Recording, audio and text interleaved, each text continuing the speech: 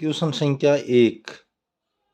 घातांकों के नियमों का प्रयोग करते हुए सरल कीजिए और उत्तर को घातांक के रूप में लिखिए। 1 का 1, 2 की घात 7 इंटू 2 की घात 2 इंटू 2 की घात 6। इस प्रश्न में आधार 2 जो सभी में समान है और घातांक अलग अलग है।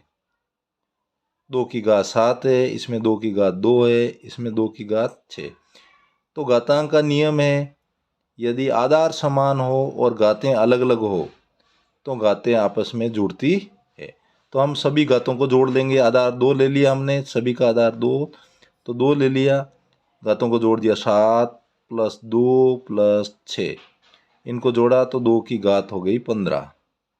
इसी तरह दूसरा क्वेश्चन, p की घात 6 भाजक p की घात 2। p की घात 6 भाजक p की घात 2। अब यहाँ पर आधार p, है जो समान है, घातें अलग अलग है और भाग के रूप में।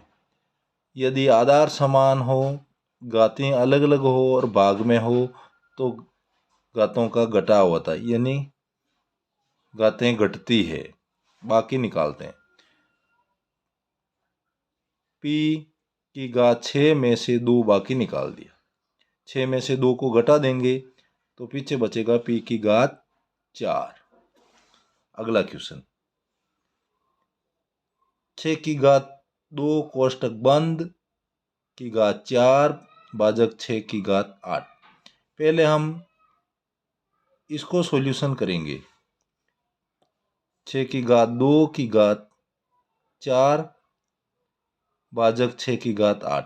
इसको सॉल्यूशन करेंगे तो देखो, ये कोष्टक के अंदर वाली घात और बाहर वाली घात का होगा गुणा।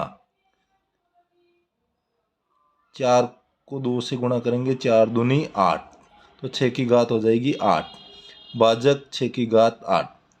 अब यहाँ पर आधार समान है और घातें भी समान है, तो आधार समान, आधार ले लेंगे 6, उनमें से घातें घटा देंगे भाग के रूप में, इसलिए घातें घटाएंगे। 6 की घात 8 माइनस 8, 8 में से 8 घटाएंगे तो उत्तर आएगा 0, यानी 6 की घात 0। और हमने घातांक में पढ़ा है किसी भी संख्या की घात 0 हो तो उसका मान 1 होता है, तो इसका मान आएगा 1। अगला क्वेश्चन, y की कोष्टक में y की घात 20 भाजक y की घात 2 कोष्टक बंद इंटू y की घात 5। तो सबसे पहले इसमें हम इस कोष्टक को सरल करेंगे। यहाँ पर आधार समान है, घातें अलग अलग है और भाग के रूप में। तो हमने नियम पढ़ा था कि घातें घटेगी, तो y की घात 20 माइनस 2, 20 में से 2 घटा देंगे तो y की घात हो जाएगी 18 और ये y की घात 5।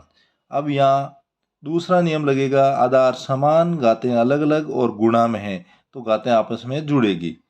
तो y ये घात 18 प्लस 5, 18 और 5 हो जाएंगे 23, यानी y की घात 23। Thank you.